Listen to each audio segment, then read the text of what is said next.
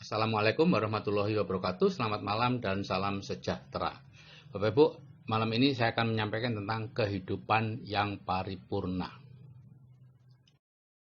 Ada 3 bidang kehidupan yang penting dari 6 bidang seluruhnya, yaitu bidang keuangan, bidang mental, dan bidang fisik. Nah, kalau ketiga bidang ini beres, bagus, biasanya bidang-bidang yang lain akan dengan mudah dibuat bagus. Tantangannya saat ini adalah di bidang mental itu plom, poor little on me, yaitu merasa dirinya kecil, atau HDRPM, harga diri rendah penyebab masalah, harga dirinya rendah sehingga kadang dilihat orang saja marah, gitu ya. Atau victim syndrome, merasa dirinya sebagai korban. Ya, ini selalu menyalahkan pihak lain, tidak pernah mau bertanggung jawab atas apapun yang terjadi pada dirinya. Dia berdagang, gagal, dia nyalakan sistem, kapitalis lah, bla bla bla bla, gitu ya. Dan padahal dia dagang itu ya sebetulnya mau jadi kapitalis, gitu ya, cuman kalah saja dengan yang lain. Gitu. Apapun, dalam segala bidang, apapun yang dia lakukan, dia gagal, dia akan menyalahkan orang lain. Orang yang begini nih, kadang Jack Ma menyebutkan bermental miskin, gitu ya. Susah untuk diajak maju dan mudah sekali untuk dihasut, untuk protes kepada pihak lain yang lebih besar dari dirinya. Ya.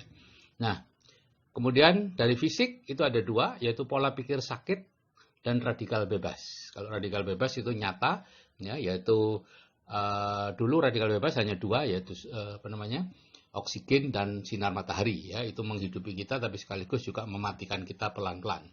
Sekarang radikal bebas jadi banyak, polusi, gaya hidup, ya, macam-macam, ya, banyak itu. Nanti Bapak Ibu bisa pelajari dan di kesehatan optimal. Nah, kemudian pola pikir sakit ini adalah pola pikir di mana dia merasa selalu dirinya sakit, ya, merasa sakit ini, jantungnya yang sakit atau apanya yang sakit. Ke dokter A dinyatakan tidak sakit, marah-marah, dokternya dianggap bodoh. Ke dokter B tidak sakit, marah-marah. Kemudian ke dokter C dan dia cerita dokter A begini, dokter B begini, ya dokter C sebagai manusia, ya dokter pun manusia, daripada nanti dibodoh-bodohkan, ya udah dicarikan aja penyakitnya. Oh ya, ini memang ada penyempitan, ini perlu dioperasi, perlu dipasang ini, perlu dipasang itu, dan sebagainya. Itu yang terjadi, ya, itu pola pikir sakit. Lama-lama kan sakit beneran. Apa yang dicari itu akan didapatkan. Kalau Bapak Ibu terus-menerus merasa sakit jantung, ya Bapak Ibu akan sakit jantung beneran. Terus-menerus penyakit sakit kanker, ya Bapak Ibu akan kena sakit kanker beneran.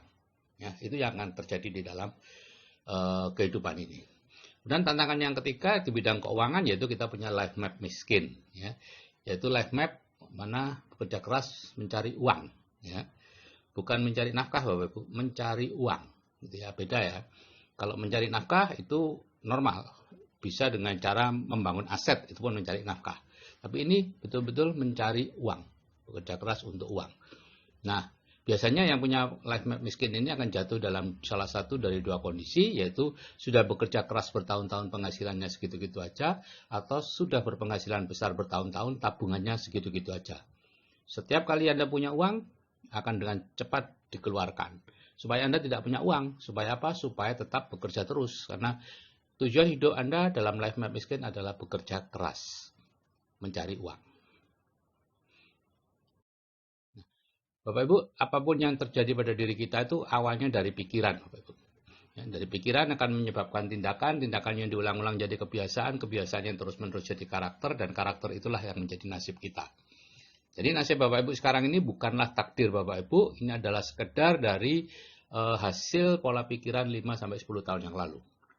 Kemudian pola pikir Bapak Ibu sekarang akan menunjukkan hasil nasib Bapak Ibu, menentukan nasib Bapak Ibu 5-10 tahun yang akan datang. Jadi kalau tidak dirubah, ya nasibnya tidak akan berubah.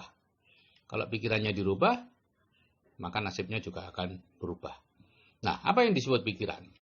Yang disebut pikiran itu sebetulnya pikiran bawah sadar. Karena pikiran sadar itu hanya 10%, pikiran bawah sadar itu 90%. Jadi pikiran bawah sadarlah yang mengendalikan kita.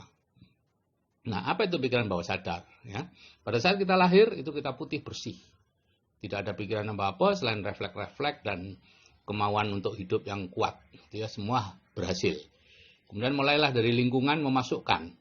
Sampai dari 0 sampai 7 tahun semua diserap Bapak Ibu. Apapun yang masuk diserap dengan dengan kesimpulan yang ada. Melihat Bapak Ibu bertengkar, menyebut-nyebut uang, dianggapnya uang menyebabkan masalah. Pak D dan Pak D dan bapaknya berebut warisan, dianggapnya warisan atau uang menyebabkan masalah. Dan terus begitu. Dan mulai umur 7 tahun sampai umur 13 tahun terbentuklah filter atau reticular activating system akhirnya. Ya. Filter itu jadi di usia 13 tahun dan sempurna di usia 18 tahun. Nah, data di filter di-download saat kita tidur. Selama ada di filter, data itu diserang untuk dilikuidasi. Sehingga akhirnya yang cocok adalah mereka yang disedot, yang di-download itu yang cocok dengan yang di bawah sadar. Nah, karena yang di bawah sadar itu diperoleh dari 0 sampai 7 tahun, sebetulnya kita itu, bawah sadar kita itu berisi pokok-pokok pikiran anak umur 7 tahun. Jadi kalau kita berbicara dengan bawah sadar kita harus tahu bahwa kita sedang berbicara dengan anak umur 7 tahun yang sangat lugu, tidak mengerti politik, tidak peduli kita hidup kayak apa. Yang penting dia berpendapat begitu, dia akan melakukan seperti itu. Ya. Sehingga mulai umur 18 tahun sedikit sekali yang bisa masuk ke dalam pikiran bawah sadar kita. Sehingga Bapak Ibu kadang-kadang kita meminta A, dapatnya B. Minta banyak uang, dapatnya banyak utang. Minta sehat, dapatnya sakit. Kenapa? Ya, karena ini Bapak Ibu, yaitu yang dikabulkan itu bukan keinginan kita, tapi kebutuhan kita. Apa yang kita butuhkan, bukan apa yang kita inginkan. Nah, sekarang bagaimana membuat keinginan kita itu menjadi kebutuhan, dibaca sebagai kebutuhan. Nah, keinginan kita itu adalah apa-apa yang ada di pikiran sadar. Ibu ingin mobil, ingin yang kadang hilang, kadang muncul, ya, angen-angen itu ya. Itu hanya 10%. Jarang yang bisa terpenuhi. Tapi kalau bisa Bapak Ibu masukkan ke pikiran bawah sadar, dia akan terhubung dengan Tuhan, dengan pikiran suprasadar atau apapun, ada yang mengatakan semesta dan sebagainya, terserah saja. Dan ini secara otomatis terus-menerus terhubung. Inilah yang dianggap kebutuhan. Yaitu apa-apa yang ada di bawah pikiran bawah sadar. Ya, ke atas otomatis yang menjadi masalah adalah dari pikiran sadar ke pikiran bawah sadar. Bisa enggak Bapak Ibu memasukkan? Gitu ya. Bagaimana cara memasukkan segala sesuatu ke pikiran bawah sadar? Ya, ada 5. Yaitu kalau itu diulang-ulang terus, ya, atau dilakukan oleh orang yang punya otorita. Misalnya ibunya Bapak Ibu suatu saat memarahi Bapak Ibu dan mengatakan, kamu itu begini-begini, kamu nanti besok besar jadi penjahat, jadi maling, masuk ke penjara. Bapak Ibu pasti masuk ke penjara. Karena dilakukan oleh orang yang punya otorita dengan emosi biasanya, kemudian masuk ke pikiran bawah sadar, yaitu akan menuntun ke Bapak Ibu ke penjara. Tidak tahu bagaimana caranya. Ya. Nah, 30 menit sebelum dan sudah tidur, sehingga kalau kita tahajud biasanya kita akan dapat. Dan meditasi, hipnosis, itu pun bisa masukkan kita ke sesuatu kepikiran bawah sadar. Nah, kami di grup WA Building the Dream itu punya senjata rahasia, yaitu 2 audio terapi bawah sadar. Ya. Yang satu memiliki penghasilan pasif 100 juta sebulan, yang satu kehidupan dengan penghasilan 100 juta sebulan. Dan ini adalah dimasukkan ke bawah sadar sehingga menjadi kebutuhan. Inilah yang kemudian dibaca oleh alam dan akhirnya Tuhan akan menuntun kita menuju ke penghasilan pasif 100 juta dengan cara-cara yang jauh lebih efektif dibandingkan kalau kita cari sendiri.